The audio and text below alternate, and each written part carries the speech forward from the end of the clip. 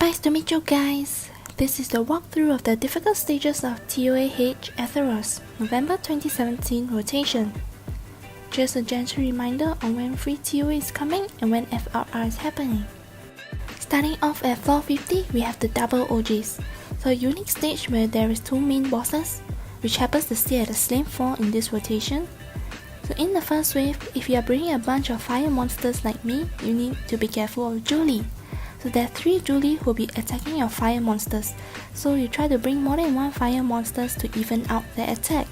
So make sure you want to start off with an AoE attack that deals damage to all of them.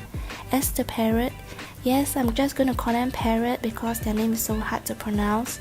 Right? Their third skills are better when they attack you with full HP, so you want to at least touch them a little. In the second wave are all fire monsters. If you bring in 1 wind monsters like for example the Wind Penguin Knight, so in this stage here, I feel that you can skip bringing him. Just bring some nucleus and attack bar reduction.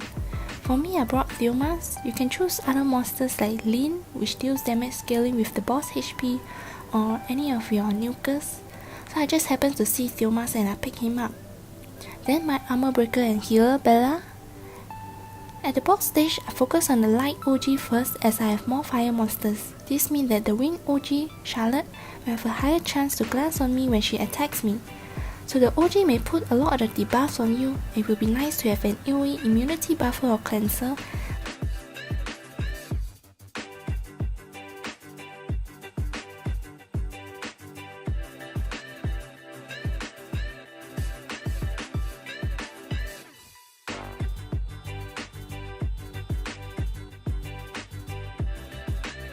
At floor 60, I'm using Hua again. I'm like so late in trying out to use Hua in ToA. She does help a lot in the moment of panic, especially when you have that 1 monster left over that didn't get CC'd.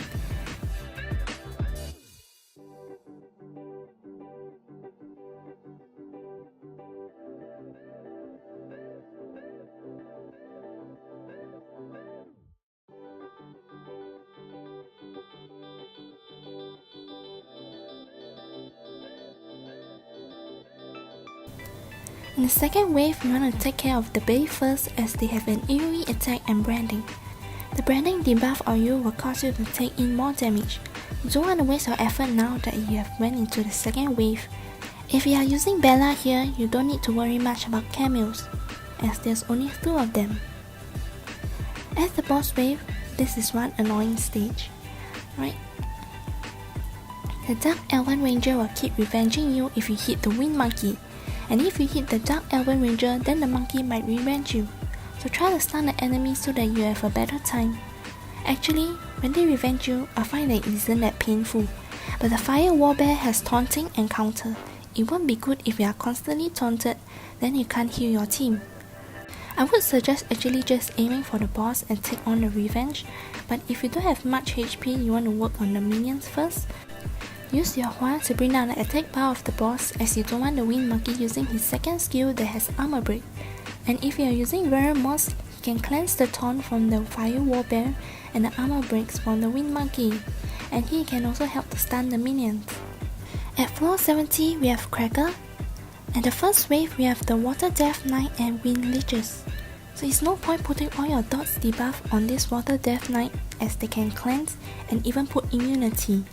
If you can't crowd control all of them, I suggest that you take them down 1 by 1.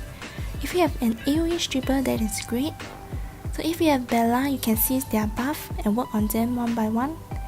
Do note that they can place heal block on you, so if you find that your team can't sustain the attacks, you might want to consider bringing a cleanser on your own like Veremos.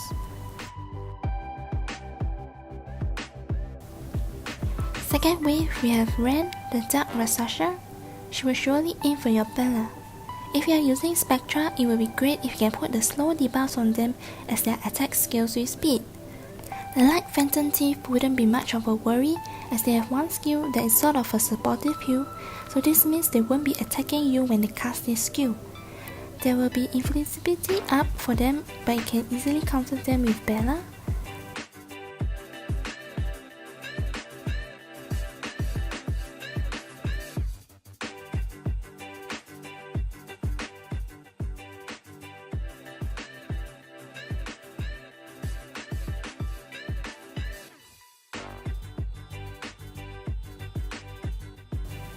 The boss, Cracka, is accompanied by Dark Inferno, so they are all dark monsters. So they will surely aim for your only light monster, Bella. If your Bella dies too fast, you may want to bring other elements instead.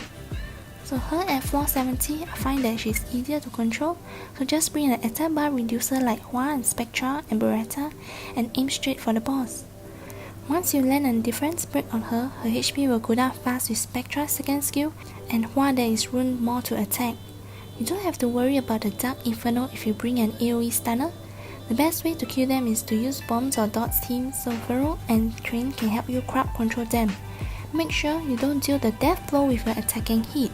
You want them to die by themselves with dots or bombs, as they have a passive that will reflect 33% of their HP to the one who killed them. Floor 80 we have Poseidon.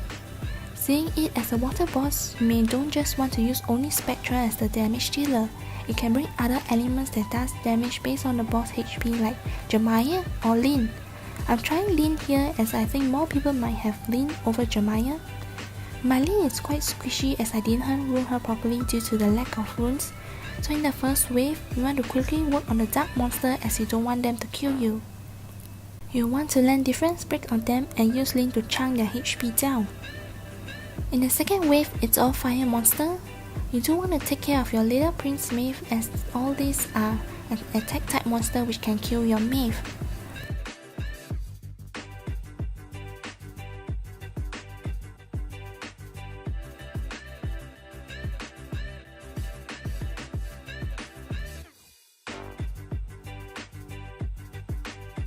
My strategy for the boss is just to aim at Poseidon. Note that his first skill can transfer 1 debuff to you, which means no matter what happens, if he uses his first skill, he is sure to remove 1 debuff from himself. That's why you want to have at least more than 1 debuff on him to reduce the chances of him removing the armor break. His second and third skill isn't a joke either. It can disrupt your team's synergy and you won't have a chance to bounce back and heal yourself. You want your team to have a lot of HP or protection like immunity or a cleanser like pheromones to protect yourself against not just Poseidon but the debuffs from the Wind Leeches and Dark Taoists. Or if you can crowd control them, you are safe to go for the boss. At stage 88 we have double Chole and Akroma. The strategy here is to bring a Dark Tanker. You can bring 2 Dark Tanker, unlike me, bring 2 Healer. I chose Jutan over Veromos as Jutan also reflects some damage back to Akroma when she crits me. This makes it a little easier for me to deal with her later. Right, let's talk about the wave first. So the first wave, all fire monsters. They will be attacking my Chasun. But luckily, Chasun is a healer, I did put a lot of HP on her. But if you don't CC them well, Chasun could die.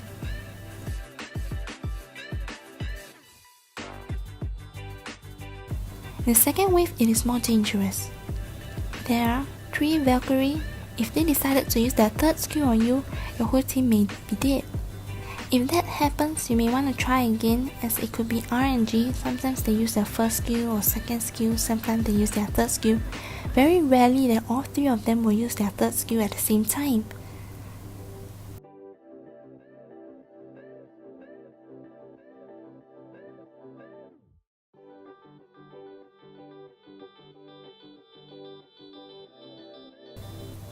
At the boss wave, you want to take down the double Chole first.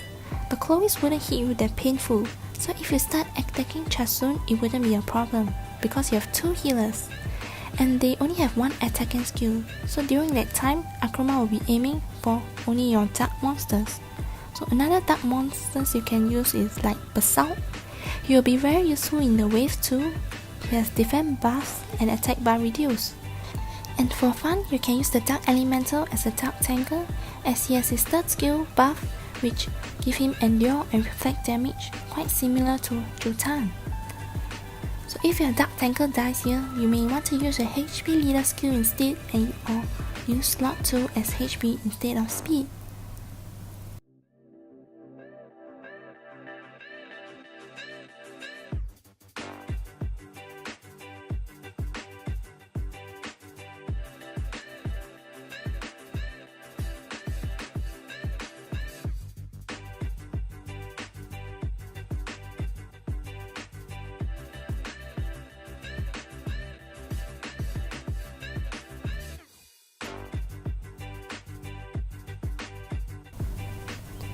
At floor 90 we have the Light Leech. I think he is one of the easier bosses, which means you should get your Light and Dark Scroll. Congrats! So the first wave we have the Light and Wind Apricot Priest. They are all support units. If you bring all tanky mobs, you should not get lasered to death, although their heals can be quite annoying. Just persevere through.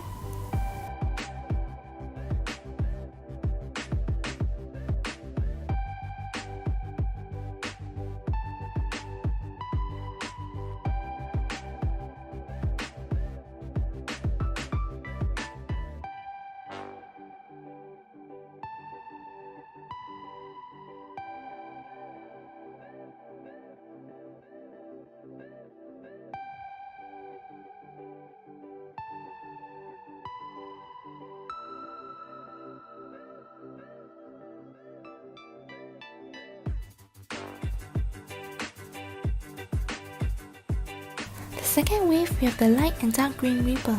I would suggest working on the Dark Green Reaper first, as they can put dots on you, and after that they can stun you.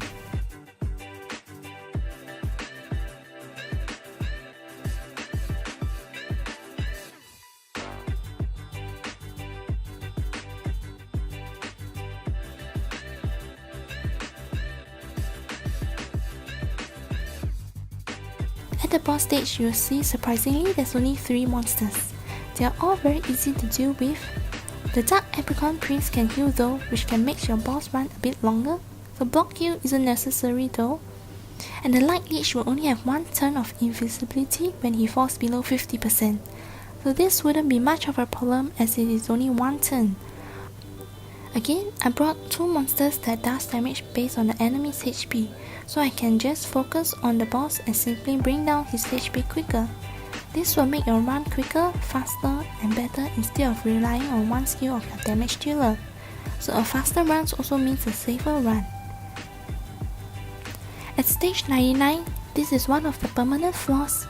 You're one step away from ToaH 100. I decided to try out a different team, that is to put in monsters that give AoE dots. So I have Beretta, Rika, Ath'taros and Jojo. They are all on despair except Jojo.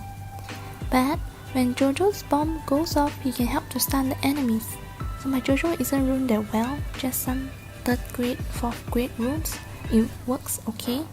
If you're not bringing any water monsters, you want to work on the dark and light griffin first. In the second wave, we have vampires. If you are not using Train as your daughter, you want to work on the water vampire first, as fire is harder to land dots on them.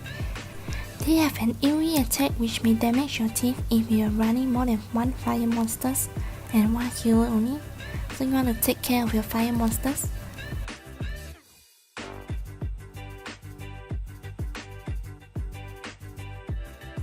At the boss stage, Leo will always go first. Since I'm running 4 fire monsters, he's hitting my Bella. My strategy here is to give them lots and lots of dots. I have 3 to 4 monsters which give them lots of dots. So dots them to death including stuns, and it will be an easy clear.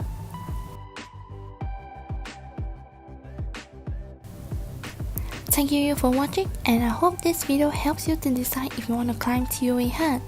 Good luck on clearing the floors and good luck on your ToaH summons.